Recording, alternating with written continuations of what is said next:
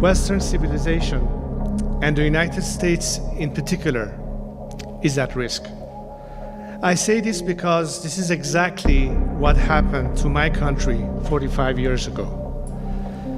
Iran, you might say, was the testing grounds for what my late father called the unholy alliance of the red and the black, radical Marxism and radical Islamism. These two ideologies converged not to create, but to destroy.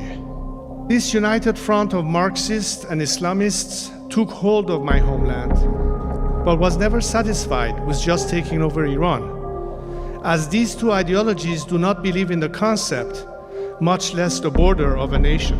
Sadly, this has all too often been ignored by many in the mainstream media and the fellow travelers who have come to dominate the commentariat class.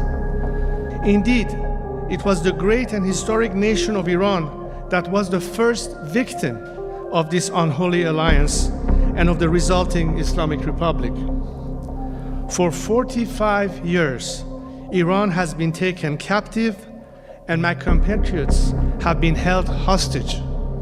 But Western political elites have indeed been accomplices, not only in my compatriots being held hostage, but accomplices in the crimes against your own citizens and nations. The chief accomplice of the Ayatollahs in their violent march to their global caliphate has been American political naivete about the true nature of this regime and European guilt and fears of Islamophobia.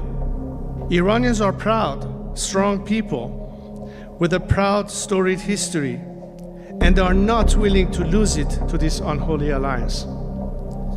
As my compatriots on the streets or at the tomb of Cyrus the Great chant, "We will fight, we will die, we will reclaim Iran." But there are those who stand against them. There are global interests who would rather see the Islamic regime in Iran stay in power. They are making too much money, taking too much advantage, or perhaps it's simply too convenient. We are not seeking your charity. I am not here to ask for your permission to get rid of the Islamic Republic, nor am I here to ask you to do it for us. The true Iran, the ancient Iran, and the soon-to-be free Iran doesn't seek your patronage. It seeks your partnership.